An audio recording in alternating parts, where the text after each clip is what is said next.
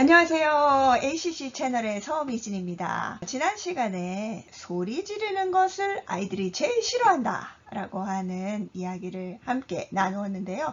오늘은 그러면 어떻게 하면 소리 지르지 않는 엄마가 될 수 있을까? 실질적인 방법에 대해서 함께 고민해보는 시간 갖도록 하겠습니다. 왜 소리를 안 지르고 싶은데 잘 고쳐지지 않을까요? 네 가지 이유를 생각해 볼 수 있을 것 같은데요. 첫 번째는 화내는 것이 너무 습관화되어 있는 분, 머릿속에 화내는 것이 길이 너무 잘 닦여 있어요. 그래서 자그마한 일만 생겨도 버럭 화가 잘 나시는 분들, 고치기 힘들겠죠. 노력이 좀 많이 필요하신 분들입니다. 다음으로는 화를 내지 않고 아이들을 통제하는 방법을 잘 몰라서, 대안에 대한 지식이 부족해서, 세 번째로는 내가 꼭 왜 고쳐야 돼? 한 번씩 소리를 지를 수도 있지? 이렇게 생각하기 때문에 동기가 부족해서. 네 번째, 엄마란 자리는 힘이 있는 자리죠. 아이들은 약한 자리에 있는, 엄마가 갑이고 아이들은 을이죠. 아이들이 어릴 때. 그러다 보니까 엄마가 가지고 있는 권위를 잘못 사용하는 것 때문에 잘 안 고쳐진다라고 볼 수 있겠습니다. 자신을 잘 다스림으로 인해서 소리를 지르지 않을 수 있다고 생각하는데요. 그러면 어떻게 하면 나를 좀 더 잘 다스릴 수 있을까? 엄마들이 소리 지르는 이유가 스트레스가 많을 때, 할 일이 너무 많을 때, 기분이 안 좋을 때라고 말씀드렸는데요. 그것을 잘 조절하기 위해서 평소에 계획하는 삶을 살면 계획한 대로 일들을 처리할 수 있기 때문에 스트레스를 덜 받고 소리를 덜 지를 수 있습니다. 물론 계획하는 삶을 사는 것은 쉽지 않습니다. 그렇지만 하루에 잠깐이라도 시간을 내서 하루를 계획하시면 훨씬 더 무엇을 해야 될지를 알고 우선순위를 세울 수 있기 때문에 소리를 덜 지를 수 있게 됩니다. 매일 성공하는 크리스찬 엄마라고 하는 책이 있는데요. 그 책의 저자는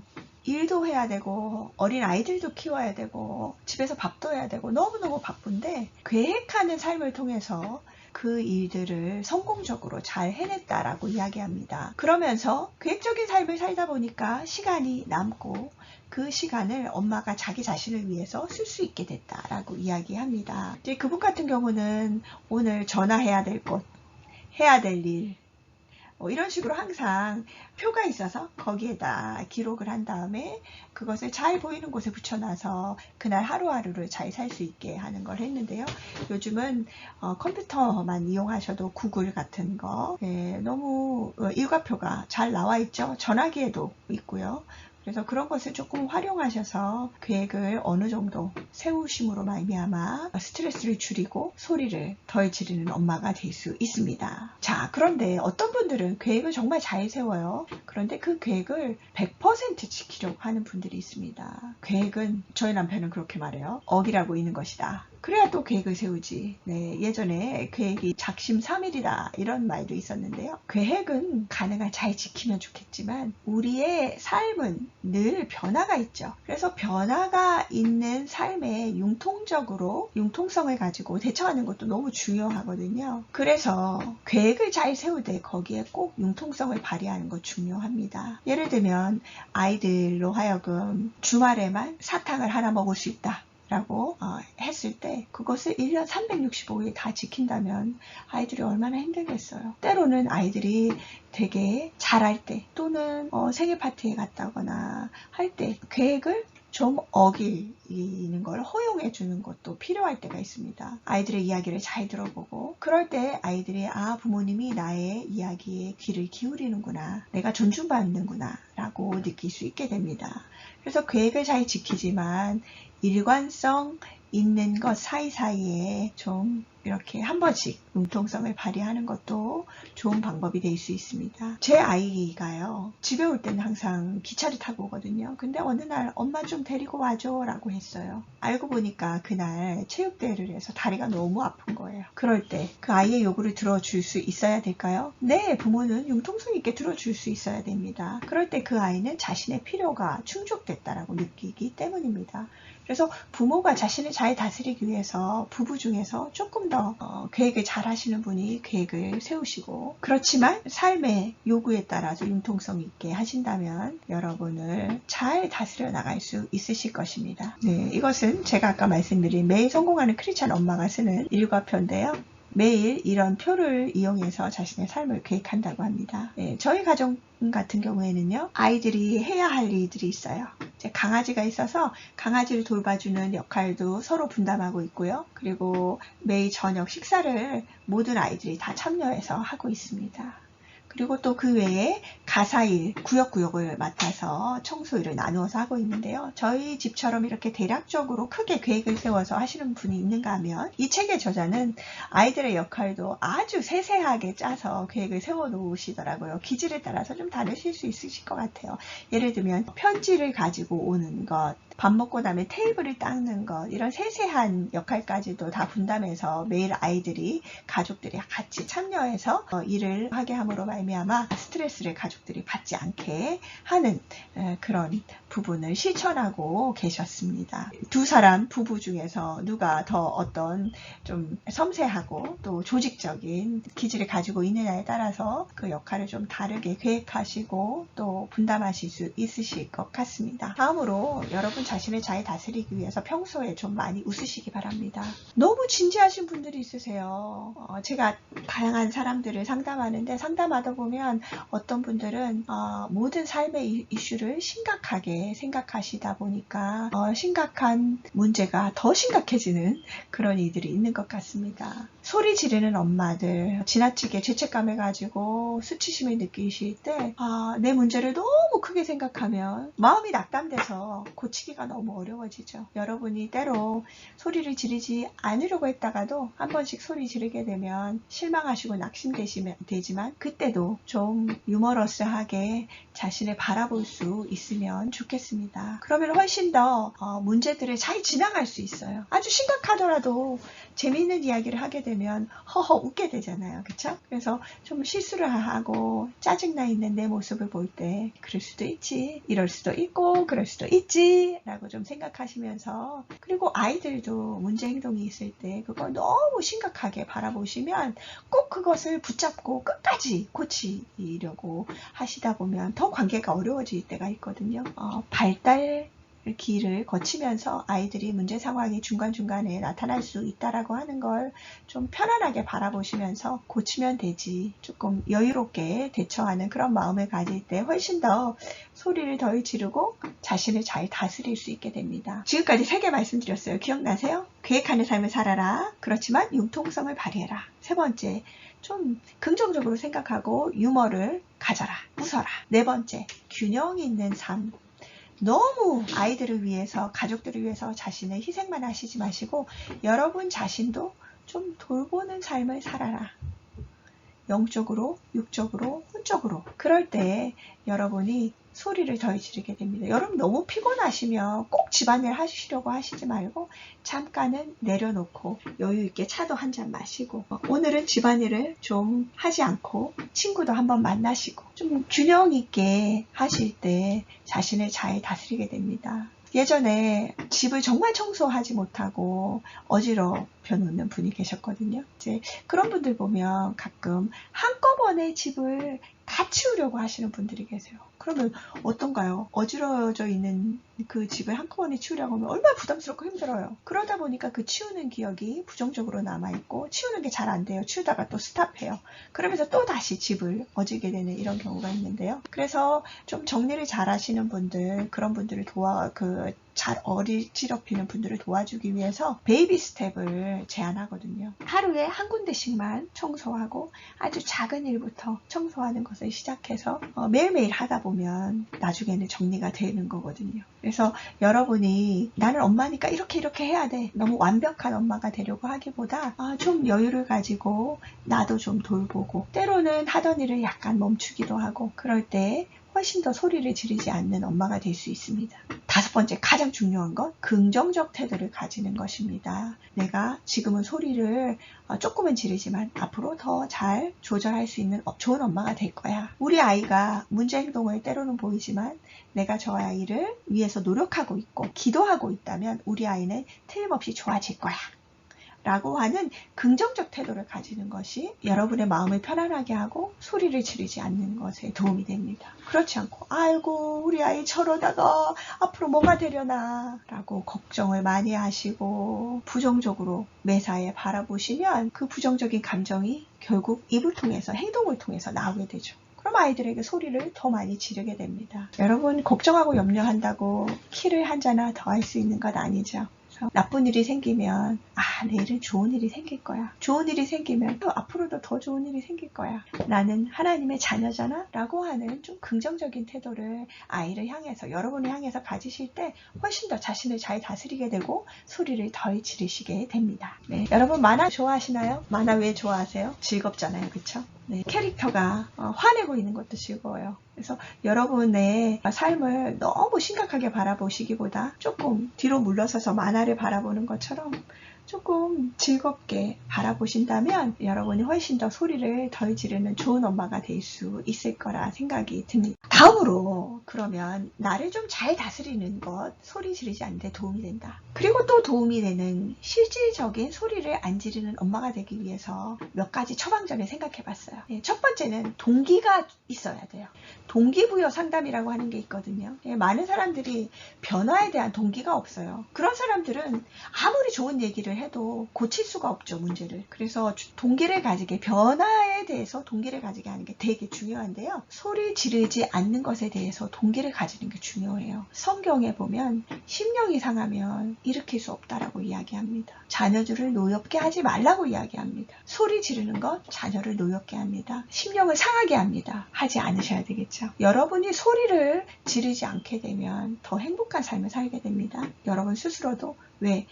내 자신에 대해서 수치감이나 당혹감을 느끼지 않기 때문에, 죄책감을 느끼지 않기 때문에. 아이들도 소리 지르는 엄마를 경험하지 않게 되면 행복한 아이들이 됩니다. 그리고 여러분도 자녀 양육에 대해서 더 자신감을 가지게 돼요. 소리 지르지 않는 엄마가 되는 프로그램을 어느 학교에서 운영을 하고 그것에 대한 통계를 냈는데요. 소리를 덜 지르게 된 엄마들이 양육에 대한 자신감이 더 생겼다고 합니다. 내가 더 좋은 엄마인 것 같은 생각이 드니까 더 아이들을 잘 키울 수 있을 것 같다는 생각이 든다는 거죠. 소리를 지르지 않는 것만으로도 여러분 스스로 긍정적인 감정을 갖게 되는데 큰 도움이 됩니다. 그리고 여러분이 소리를 지르지 않게 되면 여러분의 가족이 행복해지겠죠. 그리고 소리를 지르는 것은 결국 그 가정 안에 부정적인 분노의 감정들을 더 많이 조장하게 되는데 그런 것들을 예방할 수 있게 됩니다. 그렇기 때문에 소리를 안 질러야 되겠죠. 이것을 통해서 여러분 동기부여가 좀 되셨으면 좋겠습니다. 나는 소리를 정말 안 질러야 되겠다. 동기를 가지. 다음으로 달성 가능한 계획을 세우는 것 중요합니다. 여러분 정말 소리 안 지르는 엄마가 되고 싶다면 작은 변화라도 작은 계획이라도 세워서 실천하세요. 여러분 나비 효과 아시죠? 나비가 날개짓만 해도 그것이 큰 스토밍을 일으킨다는 건데요. 여러분 작은 변화하는 것에 자신감이 생기면 더 큰 것도 할 수 있게 됩니다. 여러분이 만약에 나는 피곤하면 짜증을 잘 내고 소리를 지른다라고 하신다면 잠을 충분히 자는 걸 계획할 수 있겠죠. 그리고 나는 오늘부터 소리 지를 때 내가 어떤지를, 내 몸의 상태가 어떤지를 나는 관찰해 보겠어. 이런 것도 작은 변화가 될 수 있습니다. 또 내가 소리를 지르면 지금부터 나는 꼭 반드시 아이들에게 사과를 하겠어. 이런 것도 작은 변화일 수 있죠. 또는 나는 화가 나면 조절이 잘 안 돼. 화가 났을 때 10을 세고 또는 빨리 바깥으로 뛰어나가겠어. 그리고는 복식 호흡을 하면서 마음을 가라앉히겠어. 이런 것도 계획일 수 있습니다. 이런 구체적인 계획을 세워서 지속적으로 실천하신다면 여러분은 변화를 경험할 수 있게 됩니다. 그리고 무엇보다도 여러분이 소리를 지르거나 화를 낼 때 여러분이 어떤 상태인지를 잘 인식하는 것 중요합니다. 어떤 것이 내 머리에 뚜껑을 열리게 하는 요인이 되는지 자기를 잘 알아야 되는 거죠. 그리고 화가 날 때 내 몸이 어떻게 긴장되고 흥분되는지를, 그래서 감정의 폭풍우가 밀려오는 경고를 미리 잘 알아차리는 것, 소리를 지르는 것을 조절하는 데 도움이 되는 부분입니다. 그리고 너무 감정이 북받치기 전에 약간 속상할 때 그것을 빨리빨리 해소하는 법을 훈련하는 것도 도움이 됩니다. 약간 화가 났을 때 나의 감정을 표현하는 거죠. 여보 그렇게 말하니까 속상하네? 철수야 너가 엄마가 한 번 말을 했을 때 잘 안 들으니까 엄마가 짜증 내고 화가 나 라고 하는 걸 연습하시는 거죠. 네, 그때. 네, 이것은 감정사달인데요. 이제 내가 화가 안 났을 때부터 화가 쭉 났을 때 내 안에 어떤 변화들이 생각 안에 또는 감정적으로 내 신체적으로 변화가 있는지에 대해서 단계별로 설명하고 있습니다. 가능한 조금 화가 났을 때 빨리 밖에 나가서 심호흡을 한다거나 스트레스 받은 것을 좀 편안한 대상에게 나눈다거나 또 조용한 음악을 듣는다거나 복식호흡을 한다거나 해서 화를 가라앉히고 편안한 상태로 만들어주는 것이 너무 중요합니다. 여기 제일 위에 furious, 화가 많이 났을 때는 통제가 잘 안 됩니다. 그래서 그때 중재법을 쓰려고 하면 어렵거든요. 물론 고속도로가 잘 나 있는 사람은 바로 캄하다가 갑자기 화를 확 낼 수도 있어요. 그런 사람들은 빨리 자리를 떠서 10초간 숫자도 세고 달리기들을 한다거나 밖에 나가서 신선한 공기를 마신다거나 해서 감정을 좀 가라앉힌 다음에 내가 내 분노를 어떻게 가라앉히고 내가 원하는 것을 타인에게 잘 전달할 수 있을까를 생각해 보셔야 합니다. 그렇지만 대부분의 사람들은 조금 화가 나는 과정들이 있어요. 그 때에 중재법을 쓰셔서 다시 편안한 상태로 유지하는 것을 매일 삶에서 훈련하는 것이 도움이 많이 될 수 있습니다. 다음으로 아이들을 잘 다스리는 것. 아이들을 잘 훈련시키면 소리를 덜 지르게 되겠죠. 그쵸? 네, 그러기 위해서 어떻게 해야 되나? 여러분이 아이들에게 하고자 하는 이야기가 있을 때 아이들과 좀 편안한 상태에서 미리미리 엄마가 원하는 것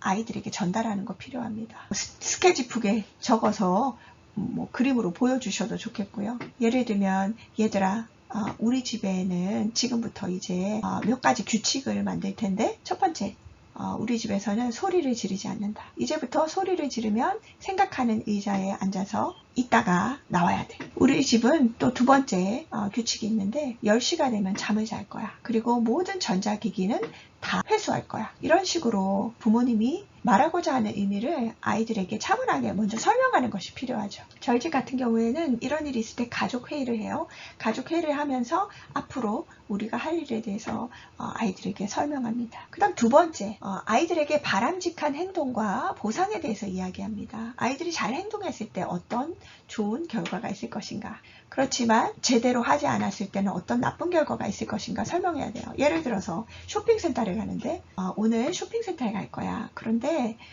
쇼핑센터에 잘 엄마를 따라서 쇼핑을 잘하면 나중에 집에 돌아와서 너가 원하는 텔레비전을 볼 수 있어. 1시간 정도 볼 수 있는데 만약에 너가 엄마의 말을 잘 안 듣고 쇼핑센터에서 때를 쓴다면 바로 즉시 엄마는 집으로 돌아올 뿐만 아니라 너가 오늘 원하는 것들을 보는 것 또는 컴퓨터 게임 하는 것 못하게 될 거야 라고 설명을 해주는 거예요. 그리고 또 쇼핑센터 갔을 때 쇼핑센터에 가면 너가 원하는 거 오늘 딱 하나만 살 수 있어. 그것도 20불 미만에 딱 하나만 살 수 있어. 다른 것은 되지 않는다. 아무리 쫄라도 되지 않는 거야 라고 설명을 해주는 거죠.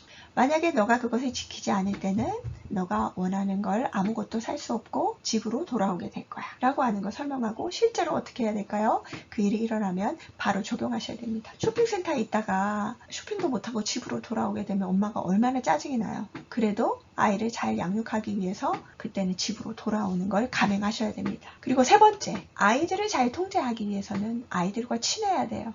아이들에게 무엇을 명령하고 요구하기 전에 아이들과 재미난 시간을 많이 보내야 돼요. 여러분 친한 친구 말을 잘 듣게 되죠. 그 법칙이 아이들에게도 적용이 됩니다. 그래서 아이들과 최대한 시간을 많이 보내고 재미난 일을 하고 아이들이 잘했을 때 칭찬해주고 아이들과 즐겁게 웃는 그런 일들이 많이 있어야 돼요. 그러면 아이들은 왠지 엄마 말을 듣고 싶어져요. 그래서 엄마의 요구에 잘 반응하게 됩니다. 그리고 아이들과 시간을 많이 보내다 보면 우리 아이들 각각 특성이 어떻게 다르고 우리 아이들에게 어떻게 다가가야 되고 어떤 부분에서 요구해야 되는지를 잘 알게 돼요. 그래서 아이들에게 기대하고 요구하기 전에 먼저 아이들을 알기 위해서 충분한 시간을 늘 아이들과 함께 보내는 것 중요합니다. 네, 복습을 한번 해보겠습니다. 오늘 배운 것 기억나시나요? 네, 자신을 잘 다스릴 때 우리는 소리를 지르지 않게 된다. 그러기 위해서 계획 있는 삶을 살아라.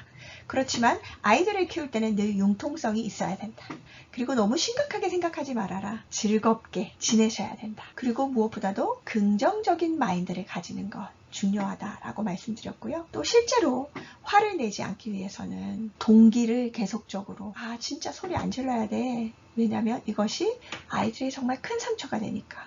좋은 동기를 가져야 되고요. 두 번째, 구체적인 계획을 실제로 세워서 나를 변화시키는 작업을 하셔야 되고요. 세 번째, 분노를 잘 다스려야 됩니다. 그러기 위해서 분노 사다리 보여드렸습니다. 그리고 아이들과의 관계 안에서 아이들을 잘 다스릴 때 소리를 안 지르게 되는데요. 평소에 아이들에게 원하는 것을 잘 설명하고 또 아이들이 정한 규칙을 지키지 않을 때 어떤 결과가 있는지를 설명한 다음에 그것을 잘 실행하시는 것, 그리고 그것을 하면서 동시에 아이들과 많이 놀아주고 아이들과 행복한 시간을 많이 가지는 것이 아이들에게 소리를 지르지 않는 방법이다 라고 말씀드렸습니다. 오늘 함께 나누신 것 쉬운 것은 아닙니다. 그렇지만 행복한 아이, 행복한 부모가 되기 위해서 꼭 필요한 일이니까 오늘 나눈 것 중에서 하나라도 기억하시고 꼭 실천하셔서 소리 지르지 않는 좋은 엄마가 되시기 바랍니다. 끝으로 육아란 원래 이런 것이구나 라고 하는 책에 나와 있는 소리 지르지 않는 육아 방법 하나만 소개하겠습니다. 이것은 캐나다의 이누이트 족이 지키는 황금률이라고 하는데요. 절대로 아이들이 문제 행동을 보였을 때 소리를 지르지 않는다고 합니다. 다만 아무 말을 안 하고 자리에서 살짝 벗어난다고 합니다. 그러면 아이들이 내가 이렇게 행동해봤자 소용이 없구나 라고 하면서 문제 행동을 고친다고 하는데요. 그런 문제 행동을 하는 것이 아이들에게는 당연한 거야 라고 이누이트족은 생각한다고 합니다. 여러분, 소리 지르지 않는 것 쉬운 것은 아니지만 누군가는 이렇게 실천하고 있는 방식입니다. 오늘 함께 나눈 것들을 지혜 삼아서 실천함으로 소리 지르지 않는 자신감 있는 부모님이 되시기 바랍니다. 여러분 사랑하고 축복합니다.